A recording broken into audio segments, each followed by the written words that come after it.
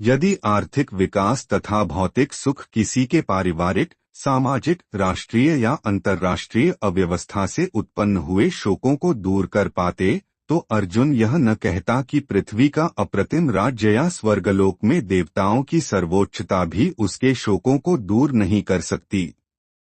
इसीलिए उसने कृष्ण भावनामृत का ही आश्रय ग्रहण किया और यही शांति तथा समरसता का उचित मार्ग है। आर्थिक विकास या विश्वाधिपत्य प्राकृतिक प्रलय द्वारा किसी भी क्षण समाप्त हो सकता है। यहाँ तक कि चंद्रलोक जैसे उच्च लोकों की यात्रा भी, जिसके लिए मनुष्य प्रयत्नशील हैं, एक झटके में समाप्त हो सकती है। भगवद गीता इसकी पुष्टि करती है। क्षीणे पुण्य मर्त्यलोकं विशन्ति। जब पुण्य कर्मों के फल समाप्त हो जाते हैं तो मनुष्य सुख के शिखर से जीवन के निम्नतम स्तर पर गिर जाता है। इस तरह से विश्व के अनेक राजनीतिज्ञों का पतन हुआ है। ऐसा अधःपतन शोक का कारण बनता है। अतः यदि हम सदा के लिए शोक का निवारण चाहते हैं तो हमें कृष्ण की शरण ग्रहण करनी होगी, जिस तरह अर्जुन ने की।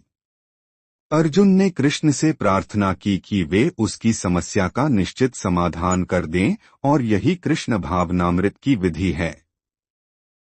संजय उवाच एव मुक्त्वा हृषीकेशं गुडाकेशः परन्तपः न योत्स्य इति गोविंद मुक्त्वा तूष्णी बभूव ह। संजय उवाच। संजय ने कहा, एवं इस प्रकार उक्त्वा कहकर, ऋषिकेशम कृष्ण से, जो इंद्रियों के स्वामी हैं, गुडाकेश अर्जुन जो अज्ञान को मिटाने वाला है, परंतपः अर्जुन शत्रुओं का दमन करने वाला, न योत्स्य नहीं लड़ेगा, इति इस प्रकार गोविंदमिंद्रियों के आनंददायक कृष्ण से उक्त्वा कहकर तूष्णीम चुप बभूव हो गया, हनिश्चय ही। संजय ने कहा, इस प्रकार कहने के बाद शत्रुओं का दमन करने वाला अर्जुन कृष्ण से बोला, हे गोविंद, मैं युद्ध नहीं करूंगा, और चुप हो गया।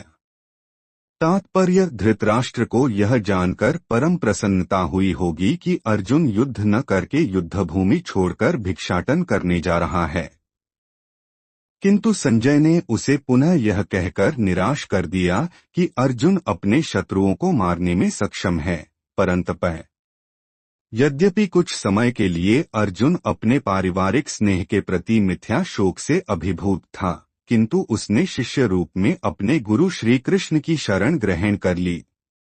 इससे सूचित होता है कि